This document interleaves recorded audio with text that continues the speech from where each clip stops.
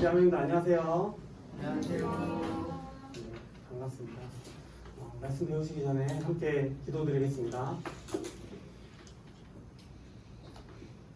천지 만물을 창조하시고 인간의 생사화복을 주관하시는 살아계신 하나님 아버지 감사드립니다. 죽어 지옥 갈 수밖에 없었던 저희 영혼을 너무나도 불쌍히 여겨주시고 저희를 구원하여 주셔서 주님의 몸된 교회 가운데 또 말씀과 교제로서 양육하심에 감사를 드립니다. 저희 또 어린 학생의 시절 구원을 받아 또 교회 안에 거할 수 있도록 인도할 수 있도록 인도하여 주심에 감사를 드립니다. 지난 주일 동안 주중에 함께 또 온라인 학예 수양회로 말씀 앞으로 나왔습니다. 전국에 말씀 듣고 있는 모든 영혼 가운데 주님의 역사가 함께 하셔서 많은 영혼들이 한 사람도 이루어지는 영혼들 없을 수 있도록 주님께서 함께 하여 주시고 또 역사하여 주시길 간구드립니다. 말씀 가운데 또 궁금한 점이 있거나 또 깨우쳐지지 않는 부분이 있다면 또 교회 가운데 또 상담을 통해서 말씀을 온전히 깨닫고 주님의 사랑을 알아가는 귀한 시간들 될 수 있도록 도와주시옵소서. 오늘 또 주일을 맞이하여 말씀을 배우고자 또 한 자리에 모였습니다. 이 시간들을 통해서 정말 한 가지라도 얻고자 하는 마음으로 찾고자 하는 마음을 가지고 이 자리에 앉아 있을 수 있도록 도와주시고 말씀을 전하는 부족한 자의 입술에도 주님의 능력과 또 지혜를 더하여 주시길 간절히 바라고 원합니다. 저희를 사랑하시는 고마우신 예수님의 이름으로 감사하며 기도드렸습니다. 아멘. 네, 사사기 1장을 찾도록 하겠습니다.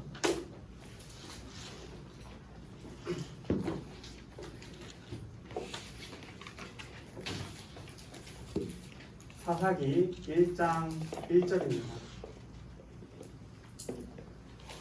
사사기 1장 1절에는 우리 그리스도인이 어떻게 살아가야 될지에 대해서 교훈하고 계시는 말씀이 있는데요.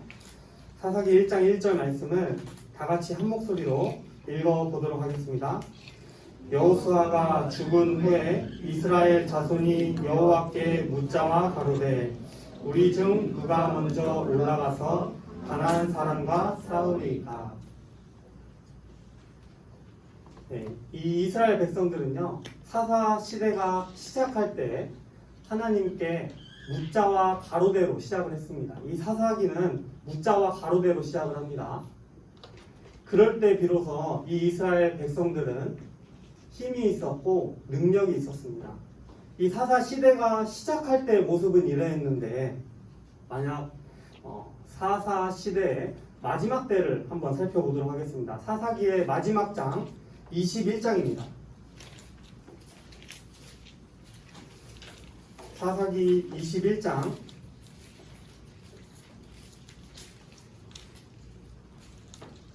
25절 사사기의 마지막 절입니다. 다 같이 한 목소리로 읽겠습니다. 그때 이스라엘에 왕이 없으므로 사람이 각각 그 소견에 옳은 대로 행하였더라. 처음 사사기가 시작했을 때 하나님께 묻고 아뢰고 또 의지하고 붙잡고자 하는 그러한 모습은 온데간데 없고 하나님의 말씀에 거역하면서 자기의 소견대로 자기의 생각대로 자기의 주장대로 살아가는 이 이스라엘 백성들의 모습이 너무나도 대조적인 것 같습니다. 그로 인해서 이 이스라엘 백성들은요, 자기의 생각대로 자기의 주장대로 자기의 소견에 옳은 대로 행했기 때문에 이 사사시대의 이스라엘 백성들의 모습은 처참했고 하나님께 징계받고 비참한 결과를 낳을 수밖에 없었습니다.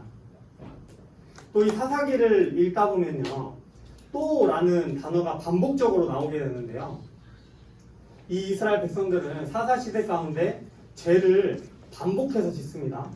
그래서 표현하기를 이스라엘 백성이 또 여호와의 목전에 악을 행함으로 라고 하면서 이스라엘 백성들이 하나님 앞에서 계속해서 죄를 반복하는 그러한 내용들이 사사기에 전반적으로 기록이 되어 있는데요. 여기 앞에 한번 보도록 하겠습니다. 사사기 2장 11절 이스라엘 자손이 여호와의 목전에 악을 행하여 바알들을 섬기며 사사기 3장 12절에도요. 이스라엘 자손이 또 여호와의 목전에 악을 행하니라. 이스라엘 자손이 여호와의 목전에 악을 행함으로 이스라엘 자손이 여호와의 목전에 악을 행하여 이스라엘 백성들은 계속해서 죄를 반복하는 그러한 모습들을 우리는 사사기 말씀을 통해 알 수 있습니다.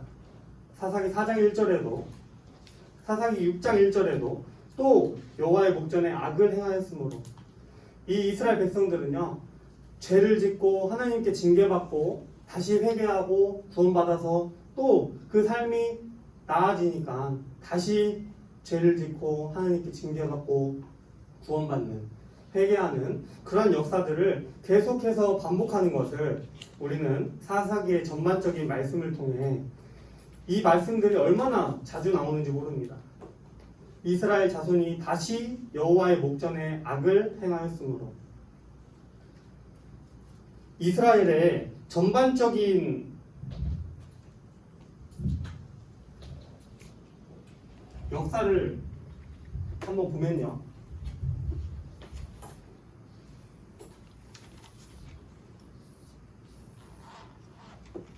하나님께서는 이 이스라엘의 첫 조상 아브라함을 갈대아 우르에서 가나안 땅으로 부르십니다. 아브람이었는데 아브라함으로 이름을 바꿔주시죠. 이 아브라함은 이삭을 낳고 이 이삭은 야곱을 낳습니다. 그리고 이 야곱은 12아들을 낳죠. 그런데 이 야곱과 12아들이 살고 있었던 이 시대에요. 가나안 땅에 심한 기근이 들게 됩니다. 그래서 그 기근을 피해서 이 야곱과 12아들은 애굽으로 가게 됩니다. 애굽 땅으로. 그런데 이 기근이 끝났을 때 기근이 끝나면 다시 가나안 땅으로 돌아와야 했는데 돌아갔습니까? 돌아가지 못했습니까? 그때 12아들 중에 형들의 시기와 질투로 애굽 땅에 팔려나갔던 이 요셉이 하나님의 인도하심을 통해 인도하심으로 애굽의 총리가 됩니다. 그로 인해서 이 애굽 땅에서 이스라엘 백성들의 대접이 좋았기 때문에요. 다시 가나안 땅으로 돌아가야 했음에도 불구하고 돌아가지 못하고 이 가나안 땅에 애굽 땅에 눌러붙게 되죠. 이 요셉이 죽고 난 이후에 이 이스라엘 백성들의 입지가 점점 더 낮아지게 됩니다. 그로 인해서 이 애굽 땅에서 400여 년 동안의 종살이를 하게 됩니다. 이 애굽 사람들의 고난과 또 핍박이 점점 더 심해지자 이 이스라엘 백성들은 하나님께 부르짖는데요. 하나님, 저희를 이 애굽 땅에서 건져내 주시옵소서. 그래서 하나님은 이 모세라는 선지자를 통해서 이스라엘 백성들을 출애굽을 시킵니다.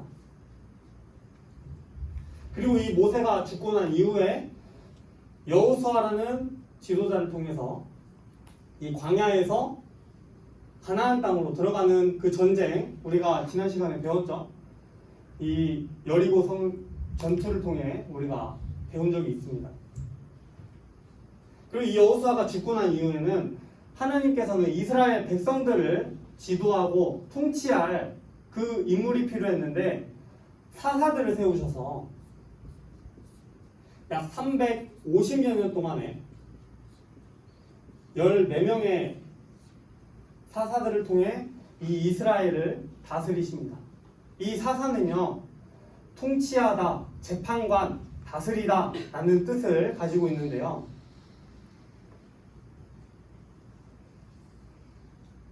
이 소송과 분쟁뿐만이 아니라 이스라엘의 전반적인 정치와 군사를 다스리는 그러한 지도자의 역할 또한 하였습니다. 그런데 여기 살고 있었던 이 이스라엘 백성들이 보니까요, 주변의 나라들이 다 왕이 있는 거예요.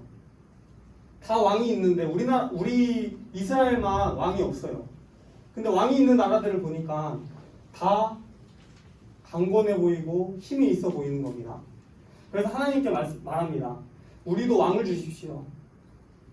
그래서 이스라엘의 초대왕 사울부터 다윗, 솔로몬, 그리고 BC 930년에는 북이스라엘과 남유다로 나뉘게 되죠. 그리고 북이스라엘은 아수르에 의해서 BC 722년에 멸망을 하고 남유다는 BC 586년에 바벨론에 의해서 멸망을 하게 됩니다. 그리고 그 이후에 아수르, 바벨론, 페르시아, 헬라, 로마 제국의 통치를 받고 AD 70년 타이투스 장군에 의해서 전 세계에 뿔뿔이 흩어지고 멸망당했다가 1948년 5월 14일 날 다시 이스라엘이 재건국되는 것이 전체적인 큰 틀의 이 이스라엘 역사입니다. 그런데요, 우리가 여기 족장 시대, 출애굽 시대를 거쳐서 이 이스라엘 백성들이 광야에서 생활했던 시대를 광야 시대라고 합니다. 그리고 오늘 우리가 배울 이 여호수아가 죽고 난 이후 또 사울이 등극하기 전까지의 시대를 사사 시대라고 합니다. 그리고 사울, 다윗, 솔로몬의 왕을 통일 왕국 시대, 그리고 북이스라엘과 남유다로 나눠졌을 때를 분열 왕국 시대,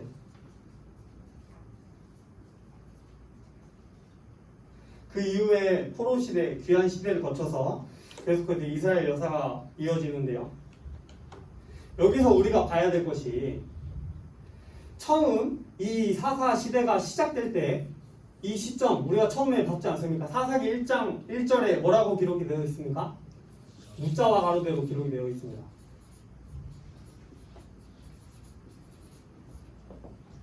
그런데 놀랍게도 이 350여 년의 기간이 지난 후에 사사기 마지막 장 마지막 절에는 뭐라고 기록이 되어 있습니까?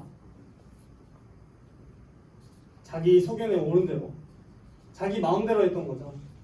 자기 생각대로. 그리고 죄를 계속해서 반복짓는 이 이스라엘 백성들의 모습을 우리는 확인할 수 있습니다. 이 이스라엘 백성들은요, 계속해서 하나님 앞에서 악을 행했습니다. 죄를 지었습니다. 그 죄를 반복해서 짓게 됩니다. 근데 우리가 여기서 봐야 될 것이 계속해서 찬빛을 통해서 공과를 통해서 우리는 배웠습니다. 이스라엘 백성들이 하나님의 은혜 가운데 살고 있고 하나님의 도우심 가운데 보살핌 가운데 살고 있음을 우리는 직접 공과를 통해서 배웠습니다. 이때 출애굽하기 전에 무슨 일이 있었죠? 6월절, 또 애굽 땅에서 이스라엘 백성들을 구원하시기 위해서 10가지 재앙을 애굽 땅에 내리셨죠. 피, 개, 이, 파, 악독, 우매, 흙, 장자 죽는 재앙까지. 이 일을 통해서도 이 이스라엘 백성들은요, 하나님께서 함께 하심을 직접 체험하고 경험했습니다. 그리고 이 이스라엘 백성들이 출애굽할 때에도 하나님이 이 모세를 통해서 홍해를 가르시고 이스라엘 백성들에게 은혜를 베푸셨습니다. 또 출애굽하고 사실 바로 가나안 땅에 들어갈 수도 있었지만 하나님께서 이 광야 생활을 허락하신 이유가 있습니다. 바로 그 가나안 땅에 들어갈 수도 있었지만 그 가나안 땅에 살고 있었던 그 족속들은 너무나도 크고 장대했으나 이 이스라엘 백성들은 아직 준비가 되지 않았고 훈련이 되지 않았기 때문에 하나님께서는 이 훈련의 시간으로 이 광야를 허락하십니다. 또 이 광야 생활 가운데 우리가 계속해서 배웠죠. 이 가운데 장대에 달린 노뱀을 통해서도 하나님께서 함께 하심을 우리는 배웠습니다. 그리고 이 광야 생활 가운데 만나와 메추라기로 불기둥과 구름기둥으로 함께 하심을 우리는 배웠습니다. 그리고 신발도 하나 헤어지지 않았죠. 그리고 이 광야에서 가나안 땅에 들어갈 때에도 우리는 배웠지 않습니까? 기생 라합과 아간에 대해서도 함께 배웠지만 그 가운데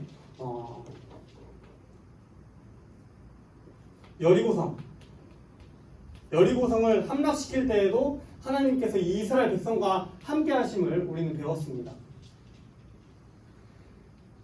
이 이스라엘 백성들은요, 이 사사시대 때 이스라엘 백성들은요, 이 너무나도 큰 은혜를 받았는데도 불구하고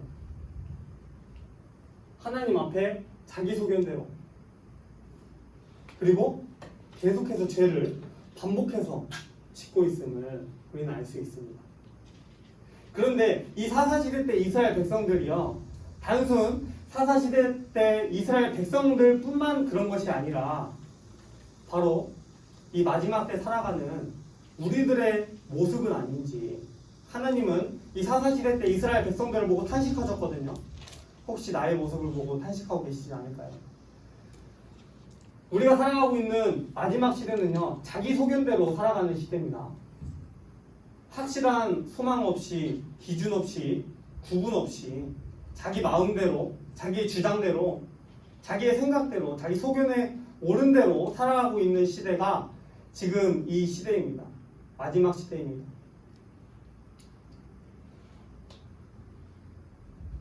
우리는 이 마지막 때에 자기 소견대로 살아가고 있는 이 때에 너무나도 큰 은혜를 받았음에도 불구하고 하나님 앞에 너무나도 큰 은혜를 받았음에도 불구하고 죄를 반복해서 짓고 있는 그런 삶을 살고 있지 않은지 자신을 되돌아보는 시간들이 되었으면 좋겠다라는 생각이 듭니다.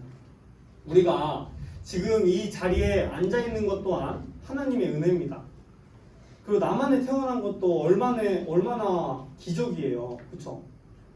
원래 대한민국에 태어났어도 북한에 태어났으면 어쩔 뻔했습니까? 그렇죠? 남한에 태어나서 또 생명의 말씀, 진리의 말씀, 또 복음의 말씀이 온전히 선포되는 이 자리와 또 연결이 되어서 말씀을 듣는 것이 얼마나 큰 은혜입니까? 또 우리가 각자의 삶을 한번 돌아보십시오.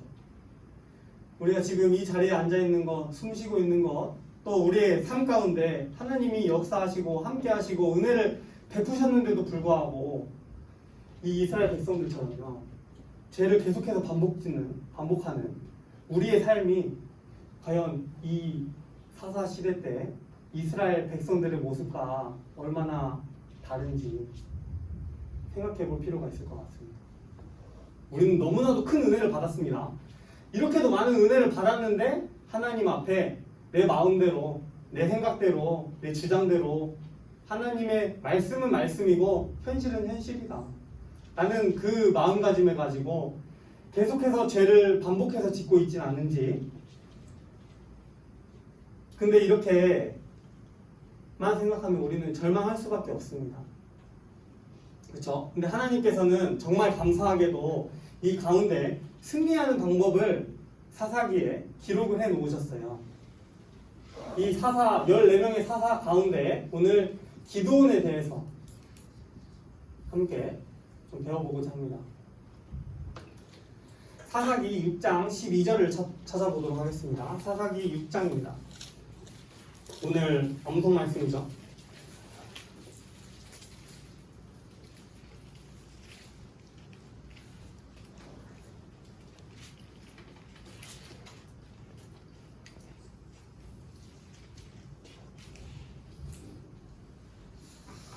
네, 다 같이 한 목소리로 읽어보도록 하겠습니다. 여호와의 사자가 기드온에게 나타나 이르되 큰 용사여 여호와께서 너와 함께 계시도다. 하나님께서는요, 여기 보시면요, 사사기 6장 1절에 보시면 이스라엘 자손이 또 여호와의 목전에 악을 행하였으므로 여호와께서 7년 동안 그들을 미디안의 손에 붙이시니, 이 이스라엘 백성들은 하나님 앞에 계속해서 죄를 반복해서 지으니까 하나님이 징계로 이 미디안 사람들을 이스라엘 백성들에게 붙이십니다. 그래서 이 미디안 사람들이 이스라엘 백성들을 괴롭히고 소와 나귀를 겁탈하고 뺏어내고 또 추수할 때가 되면 가서 추수할 것들을 다 빼앗아가는 그 미디안 사람들을 하나님께서는 이 이스라엘 백성들에게 붙이십니다.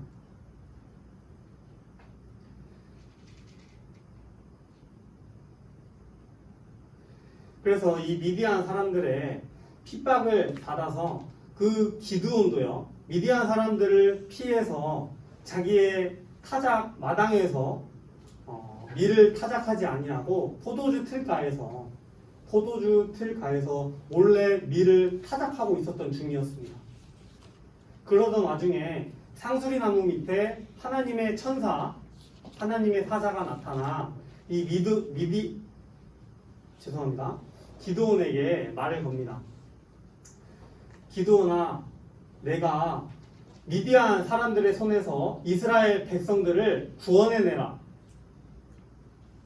그런데 이 기드온은 말을 합니다.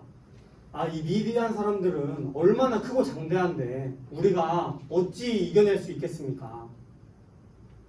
우리는 안 됩니다. 그리고 나는 므낫세 지파 중에서도 가장 작은 자이고 내 아비 집 가운데서도 작은 자입니다. 어찌 나를 쓰시렵니까? 라고 얘기를 합니다. 그 천사가 말하기를 오늘의 암송 구절을 얘기하죠. 여호와께서 너와 함께 계시도다. 그리고 이 미디안 사람 치기를, 미디안 군대를 치기를 한 사람 치듯 하리라 라고 말씀을 하십니다. 그런데도요, 이 기드온은 의심 많은 도마처럼 그러면 하나님이 나와 함께하고 계신다라는 증거를 한번 보여주십시오. 표징을 한번 보여주십시오. 그래서 이 천사가 말한 대로, 즉 하나님께서 말씀을 하신 대로 염소 새끼 한 마리와 무교 전병을 가져다가 반석 위에 놓습니다. 반석 위에 놓고 국을 끓여서 그 끓는 국을 그 반석 위에 붓게 되고요. 이 여호와의 사자 천사가 나타나 그 지팡이를 그 반석 위에 대니 그 반석이 전체가 다 불살아 올라서 하나님께 번제 드리게 되었다라고 성경에는 기록이 되어 있습니다. 그것을 보고 이 기드온은 그 번제단을 여호와 샬롬이라고 했습니다. 여호와 샬롬은 평안하다, 평강하다라는 뜻을 가지고 있는데요. 우리가 온전히 하나님의 뜻을 알고 하나님을 깨닫고 하나님께서 천지 만물을 지으시고 만왕의 왕이시고 주제이신 하나님이 나의 하나님이 되고 나와 함께하고 계심을 깨달을 때 내 마음 가운데, 우리 그리스도인들의 각 마음 가운데 평안하고 또 평강의 마음이 찾아옵니다. 그러한 것처럼 이 기드온의 마음도 그랬을 거예요. 그래서 이 여호와 샬롬이라고 붙이게 되는데요. 평강의 하나님, 평안의 하나님이 나와 함께 계신다라는 뜻을 가지고 있는데요.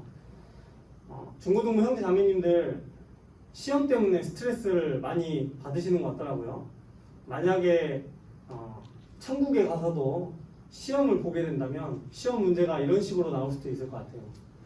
기드온과 관련된 단어로는 해가지고 1번 여호와 샬롬, 2번 여호와 니시, 3번 여호와 이레, 4번 여호와 라파. 답은 뭐예요? 1번 여호와 샬롬이죠.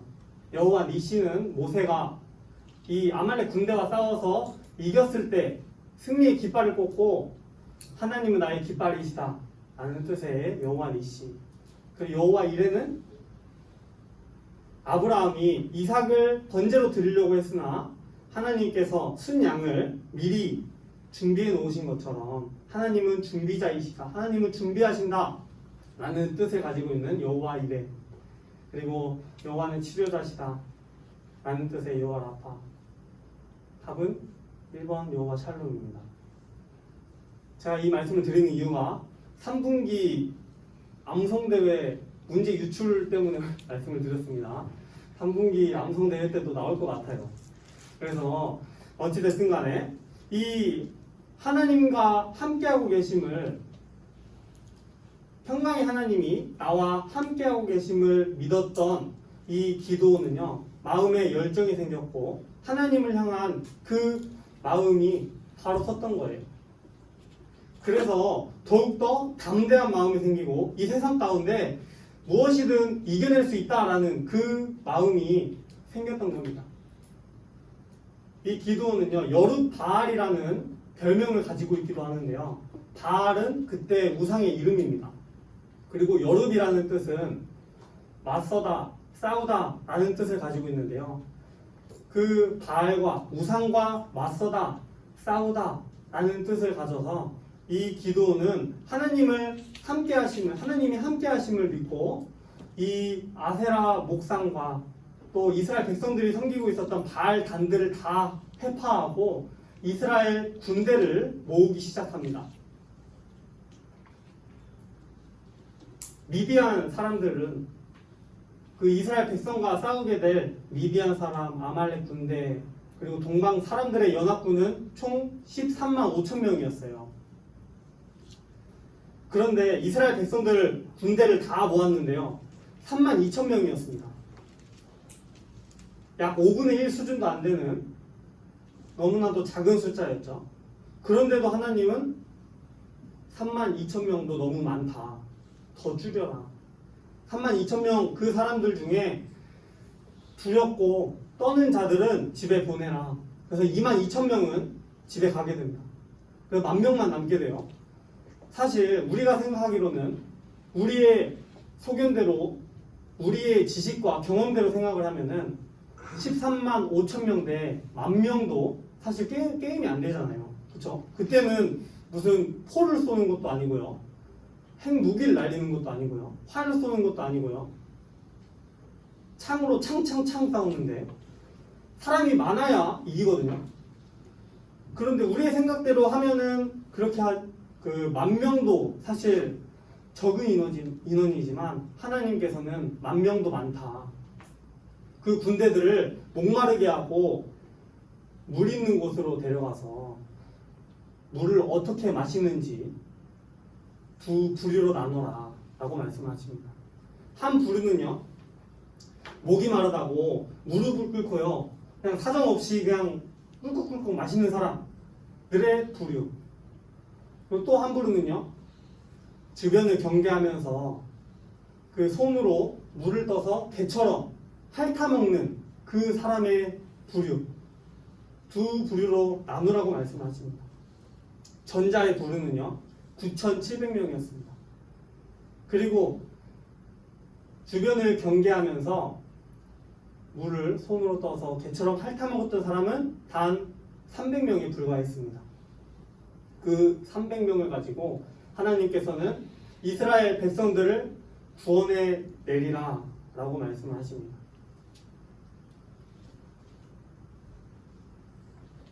이 기도는요, 사실 얼마나 두렵고 떨렸겠어요.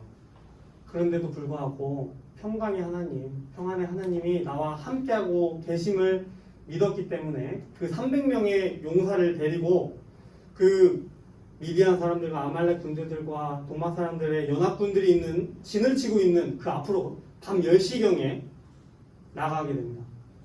지금에야 밤 10시가 주변에도 막 불이 켜져 있고 해가지고 그래도 밝잖아요.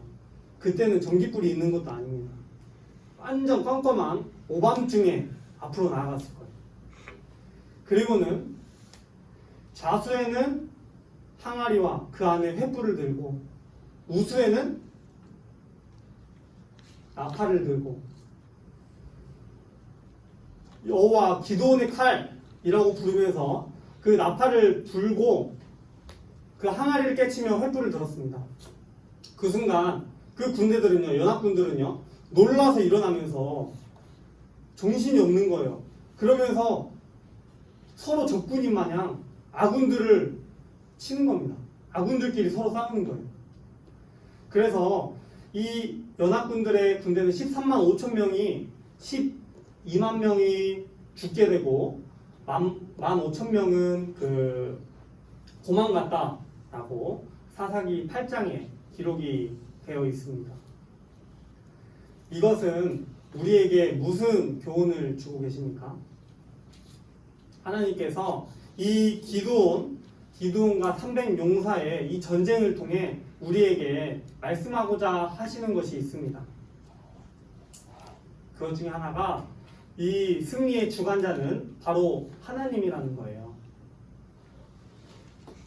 보십시오. 우리의 생각대로, 자기 소견대로 나의 생각과 나의 경험과 나의 지식과 나의 가치관으로 봤을 때는 13만 5천 명과 싸우기에는 이스라엘 백성은 너무나도 적은 숫자였어요. 그런데 여호와께 묻자와 가로되 여호와는 뭐라고 말씀하셨습니까? 3만 2천 명도 많다. 10,000명으로 줄였는데요. 10,000명도 많다. 300명으로 싸우시기 원했던 거예요. 많은 인원으로 싸웠을 때는 그 공로를 하나님께 돌리지 않고 자신의 힘과 능력이 들어갔다라고 조금은 생각하실까봐 하나님께서는 300명의 용사로 이 미디안 군대들을, 아말렉 군대들을, 연합군들을 치기를 원했던 겁니다. 앞에 한번 보시겠습니다. 이사야 55장 8절로 9절 말씀을 다 같이 한 목소리로 읽겠습니다. 여호와의 말씀에 내 생각은 너희 생각과 다르며 내 길은 너희 길과 달라서 하늘이 땅보다 높음 같이 내 길은 너희 길보다 높으며 내 생각은 너희 생각보다 높으니라. 우리의 생각과 우리의 길을 봤을 때는 숫자도 말이 안 되는 게임이었습니다. 그리고 이 군대 앞에 나아갔을 때 최신식 무기를 들고 갔어도 모자를 파네. 하나님께서는 나팔과 횃불과 항아리를 들고 가라고 하십니다. 우리의 생각과 길과는 너무나도 다르죠. 나의 소견과 나의 주장과 나의 생각과는 너무나도 다릅니다. 그런데도 하나님은 이 말씀에 순종하고 또 이 승리의 주관은 하나님께 있음을 이 이스라엘 백성들에게 또 그 사사시대 이스라엘 백성들뿐만이 아니라 우리들에게 말씀하시고 교훈하시길 원하셨던 겁니다.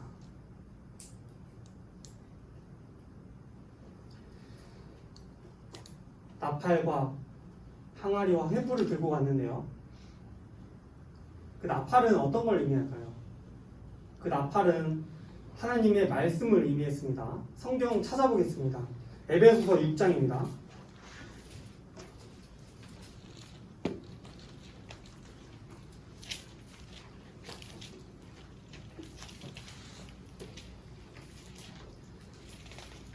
신약 성경 317페이지입니다.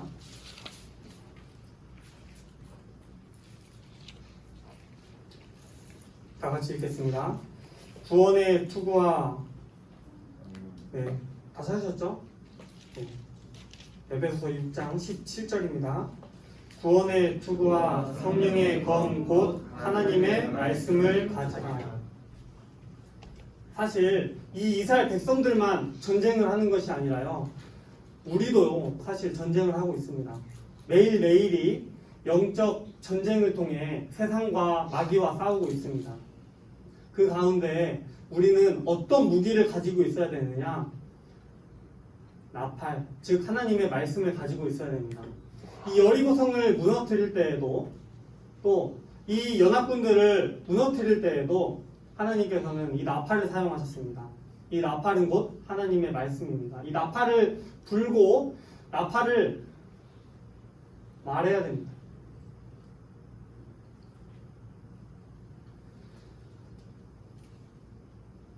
우리가 이 말씀 가운데 살아가고 있는 것이 얼마나 감사한 일인 줄 모릅니다. 우리가 주일에 암송으로 한두 절 암송하는 것이요. 별게 아닌 게 아닙니다. 이런 것들이 쌓이고 쌓여서요. 영적 전쟁을 하는 가운데 우리에게 싸울 힘이 되시고 또 이런 것들이 이런 말씀들이 문득문득 생각나면서요. 영적 전쟁에서 자그마한 전쟁도 있고 큰 전쟁도 있겠지만 그 전쟁 가운데 승리할 수 있는, 그리고 성령의 검이라고 말씀하셨는데요. 성령의 검은요 항상 빼고 지낼 수 있어야 됩니다. 그렇죠? 성령의 검을 가지고 있는데, 하나님의 말씀을 가지고 있는데 창고에다가 묵혀놓고요, 자물쇠 걸어놓고 필요할 때만 번호 열어가지고요, 키를 열어가지고요, 그 말씀을 찾아가지고 사용할 수 있는 게 성령의 검이 아닙니다. 성령의 검은요 바로바로 꺼낼 수 있는, 그 성령의 검, 하나님의 말씀을 바로바로 암송하고 묵상하고 내 마음 가운데 새겨서 그 성령의 검을 이 세상 가운데, 영적 전쟁 가운데 사용할 수 있는 우리가 돼야겠다라는 생각이 듭니다. 그리고 항아리와 횃불이 나오게 되는데요. 이 항아리와 횃불은 어떤 것을 의미하는지 고린도 후서 4장을 찾아보도록 하겠습니다.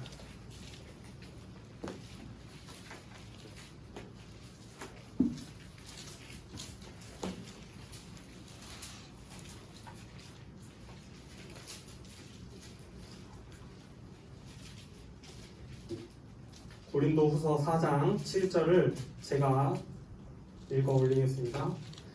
우리가 이 보배를 질그릇에 가졌으니 이는 공력의 힘이 큰 것이 하나님께 있고 우리에게 있지 아니함을 알게 하려 함이라.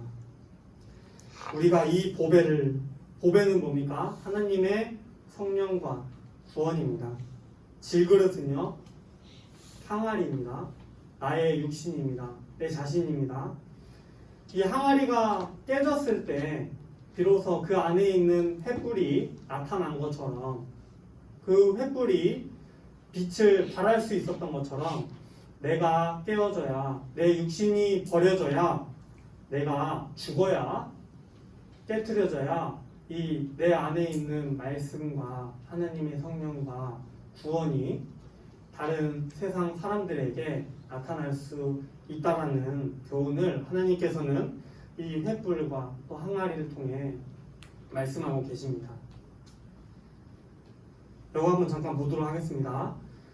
기도원과 300 용사라는 찬양인데요. 이 찬양 가사 가운데 가사를 깊이 잘 한번 묵상해 보시기 바랍니다.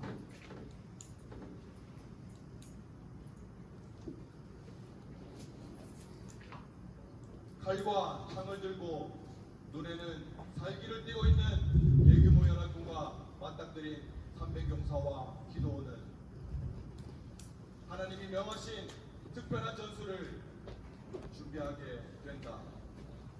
그들은 어두움과 적진에 이르러 복음의 나팔을 힘차게 불며 죄악의 빈 항아리를 깨어부수고 성령의 횃불을 높이 지켜들며 외쳤습니다. 여호와와 기도원의 칼, 여호와와 기도원의 칼. 하나님의 전술은 단지 그것뿐이었습니다.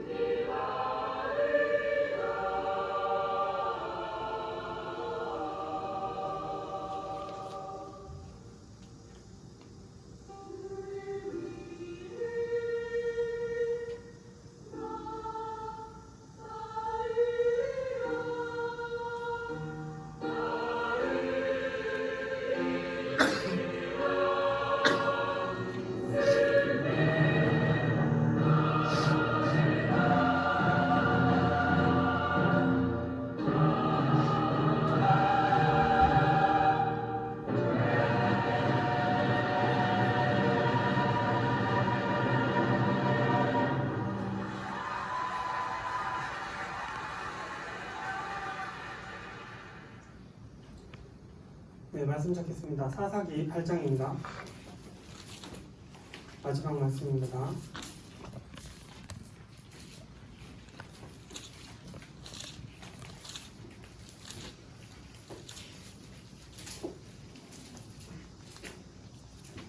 사사기 8장 4절 말씀을 다 같이 한 목소리로 읽어보도록 하겠습니다.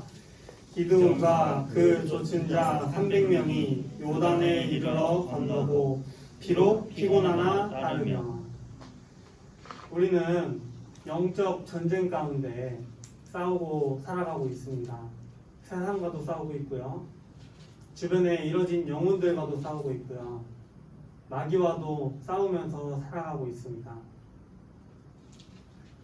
그 가운데 우리가 들고 가야 될 그 무기, 하나님의 말씀과 또 자신의 육신을 깨어지고 주님의 복음을 전하는 그 전쟁에 우리는 힘써 살아가야 됩니다. 그런데 그 육신이 깨어지는, 항아리가 깨어지는 그 과정이 사실 녹록지만은 않습니다. 바울 사도는 나는 매일 죽노라 라고 간증했습니다. 매일매일이 죽는 그 삶이 쉽지 않고 고난과 역경과 희생과 헌신이 필요하지만 그래도 이 기드온과 300용사는 사사기 8장 4절에 보면 피곤하나 따르며, 이것은 육신적인 피곤뿐만이 아니라 우리 삶 가운데 나 자신을 깨트림으로 인해서, 항아리를 깨트림으로 인해서 오는 고난과 또 역경 또한 포함되는 말씀입니다.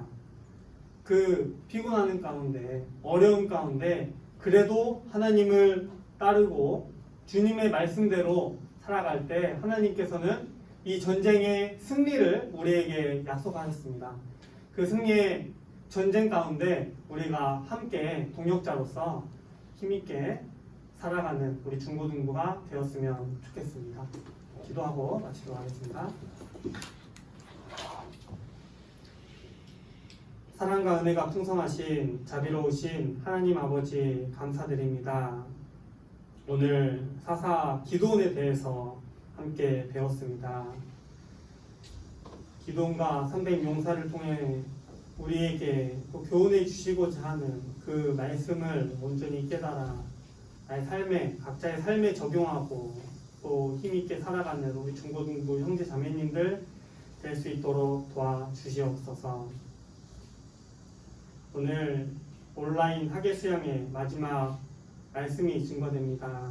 또 구원받고 우리가 어떻게 살아가야 할지 다시 한번 교훈받고 또 묵상하는 귀한 시간들이 될 수 있도록 주님께서 이후의 일정 가운데서도 함께하여 주시고 또 역사해 주시길 간곡히 부탁드립니다.